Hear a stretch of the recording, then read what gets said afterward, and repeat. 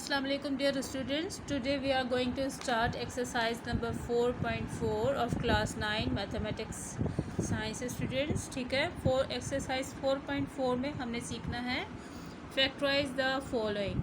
ठीक है, तो यहाँ पे हमने फैक्टराइज सीखनी है. फैक्टराइजेशन करने से पहले हम एक फार्मूला जो है वो उसको रिवाइज़ कर लेते हैं और उसको समझ लेते हैं. उसके बाद इसके क्वेश्चन की तरफ आते हैं. जी स्टूडेंट्स, तो ये फार्मूला है that a plus B whole cube is equal to a cube plus 3a² b plus 3ab square plus b cube. ठीक है, तो ये हमारा फार्मूला है a plus B whole cube का. ठीक, यहाँ पे हम देख लें कि अगर हमारे पास दो टर्म्स हैं और उनका होल क्यूब लिया जाए और उसे खोला जाए तो हमारे पास क्या आता है. ठीक है, तो दिस इज़ अ फार्मूला जो कि हमें डायरेक्ट याद कर लेंगे that a plus B whole cube is equal to a cube plus b cube plus 3a² b plus 3ab square. अब इसको ऐसे याद कर लेंगे, ये जैसे लिखा हुआ है ऐसे याद कर लें, इट्स ओके. इसके दूसरी फॉर्म क्या है? इसकी दूसरी फॉर्म ये है जिसमें मैं इसमें से 3ab कॉमन निकाल लूँ और अंदर बच जाए इसका a और यहाँ पे इसका b. ठीक है, तो यही इसी फार्मूले की दूसरी फॉर्म होगी that a cube plus 3ab into a plus b plus b cube. ठीक है, जिसमें मैंने 3ab कॉमन निकाल लिया और अंदर a प्लस b बचा.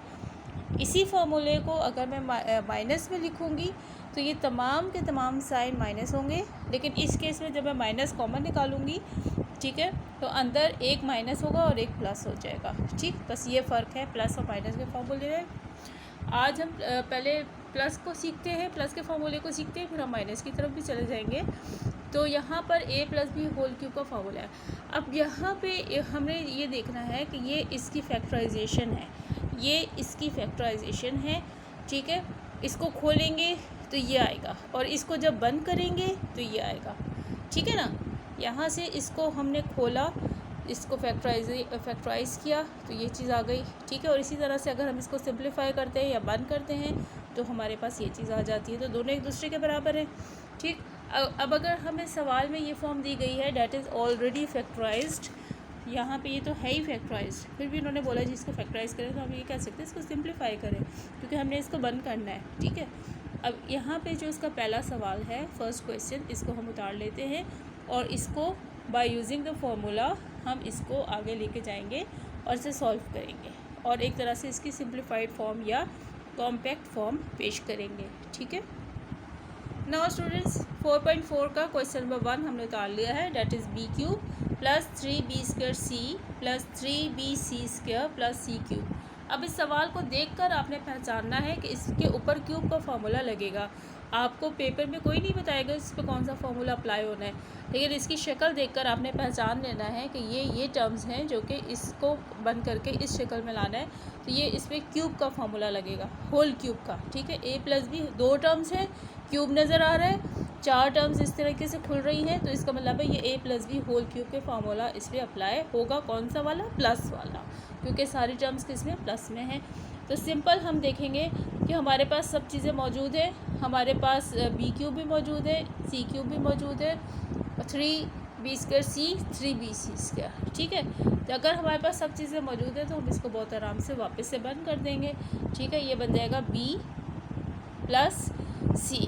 b माने फर्स्ट टर्म, c माने सेकंड टर्म.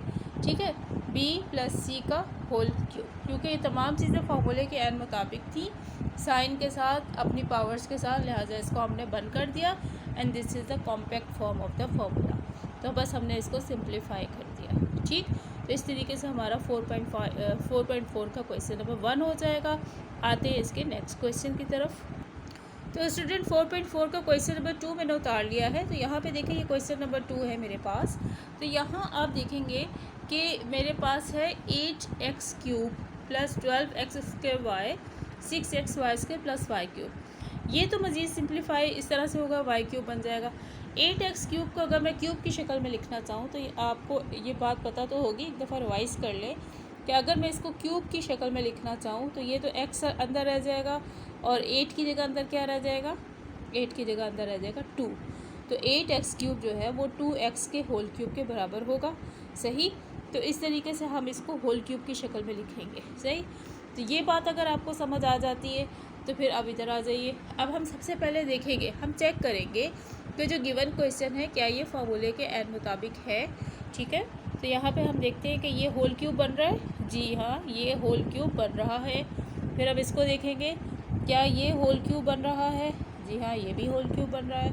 तो अगर ये दोनों चीज़ें होल क्यूब बन रही हैं तो अब आपने ऊपर नहीं देखना, मेरे पास यहाँ होना चाहिए था 3a² b और यहाँ होना चाहिए था 3ab²। ठीक है, फार्मूले के मुताबिक मेरे पास a³ होना चाहिए था, b³ होना चाहिए था, 3a² b और 3ab² होना चाहिए था। अब a मेरे पास क्या है, a मेरे पास है 2x और b मेरे पास क्या है, डेट इज़ y। तो जहाँ पर a आना चाहिए वहाँ a की वैल्यू डाल दें और जहाँ पर b आना चाहिए वहाँ पर b की वैल्यू डाल दीजिए। ठीक है, तो यहाँ अब मेरे पास ये एक फार्मूला बन गया है। ठीक, इसको चेक करें कि ये एन ऊपर वाली चीज़ों के मुताबिक आ रहा है। तो ये मेरे पास अगर मैं देखूँ तो यहाँ पे आता है, यहाँ पे 2 का स्क्वायर 4 होता है और 4 3 ज़ा 12, 12x² y, तो यहाँ 12x² y है और 3 2 ज़ा 6x y², 6x y²। इसका मतलब है कि क्वेश्चन नंबर 2 में जो मुझे गिवन एक्सप्रेशन था ये पूरा का पूरा फार्मूले के मुताबिक आ रहा है। इसमें a³ भी मौजूद है, इसमें b³ भी मौजूद है, इसमें 3a² b और 3ab² भी मौजूद है और सारे साइन भी इसके सही हैं। अगर ये फार्मूले के पूरे मुताबिक आ रहा है तो मैं इसको फार्मूले में बंद कर दूँगी a + b के होल क्यूब के बराबर। ठीक है, और ये इसको मैंने सॉल्व कर दिया। ठीक है, तो सबसे पहले अपने एक्सप्रेशन को आपने शो करना है कि इसमें तमाम टर्म्स मौजूद हैं फार्मूले के मुताबिक। जी हाँ, सारी टर्म्स फार्मूले के मुताबिक मौजूद हैं। तो फिर आप इसको बंद कर दीजिए और ये आपका सिंप्लीफाई हो गया सवाल या कॉम्पैक्ट फॉर्म में आ गया। ठीक है, सिमिलरली इसका जो 4.4 का क्वेश्चन नंबर 3 है इसको भी हम बिल्कुल ऐसे ही करेंगे। सिर्फ आपने इसको देख के घबराना नहीं है, परेशान नहीं होना कि कोई बहुत मुश्किल है। आपने फर्स्ट टर्म को लिखना है क्यूब की शक्ल में। अब 64 क्या होता है, 4 का क्यूब होता है, तो ये आ गया होल क्यूब की शक्ल में। फिर जो आपको लग रहा है ना ये बी क्यूब है, इसको भी आपने क्यूब की शक्ल में लिखना है, तो ये आ गया क्यूब की शक्ल में। आपने फर्स्ट टर्म को क्यूब की शक्ल में लिखा और लास्ट टर्म को क्यूब की शक्ल में लिखा। इसके बाद आपने यहाँ पे फार्मूले के मुताबिक होना चाहिए था 3a² b और यहाँ होना चाहिए था 3ab², यही होना चाहिए था। तो यहाँ पर मेरे a से मुराद फर्स्ट टर्म होता है, b से मुराद सेकंड टर्म होता है। तो यहाँ से a की जगह a उतार ले और b की जगह सेकंड टर्म उतार ले। a की जगह फर्स्ट टर्म, b की जगह सेकंड टर्म, a की जगह फर्स्ट टर्म और b की जगह सेकंड टर्म। ये जब हम उतार लेंगे तो इसके बाद अब आप इसको चेक करें कि ये आपका फार्मूले को सेटिस्फाई कर रहा है। यहाँ पे 4 4 + 16 होता है। ठीक है, और 16 में से अगर आप देखें तो ये 4 इससे कट जाएगा तो एक 4 बचा, तो 4 3 ज़ा 12, 12x³ मेरे पास आ रहा है। यहाँ पे x² होगा, हाँ यहाँ पे x²। ठीक है, और यहाँ पे 4 4 से कैंसिल हो रहा है 3, और यहाँ पे 3 बच रहा है और x बच रहा है, और चूँकि 2 स्क्वायर थे यहाँ पर तो एक 4 नीचे बच रहा है, तो 3/4x। तो इसको सॉल्व करके ये चीज़ आ रही है, इसको सॉल्व करके ये चीज़ आ रही है, यानी कि ये एक्सप्रेशन फार्मूले को सेटिस्फाई कर रहा है। अगर ये फार्मूले को सेटिस्फाई कर रहा है तो मैं इसको क्लोज कर सकती हूँ a + b होल क्यूब। ठीक है, तो इस तरीके से मैंने इसको सॉल्व कर दिया। तो मेरा जो थर्ड क्वेश्चन था वो भी इस तरीके से कि ये मेरा a³ है, ये b³ है, ये 3a² b है, ये 3ab²। आपको इससे कोई फिक्र नहीं करनी। अगर आपने a³ और b³ आपके पास मौजूद है तो यह सिंपल आप फार्मूले में a² b और ab² ब्रैकेट डाल के वैल्यूज़ पुट कर दें। ठीक है, और इसको सॉल्व करके चेक कर लें कि हाँ ये सेटिस्फाई हो रहा है, ये सेटिस्फाई हो रहा है, तो फिर इसको a + b होल स्क्वायर की शक्ल में बंद कर दीजिए, कॉम्पैक्ट कर दीजिए। तो इस तरीके से हमने इसके तीनों सवाल जो है वो कर लेने हैं 4.4 के, और इसको अच्छी तरीके से समझ के प्रैक्टिस करके कीजिए, और फिर इसके बाद फिर हम अगले क्वेश्चन आगे कंटिन्यू करेंगे इंशाल्लाह।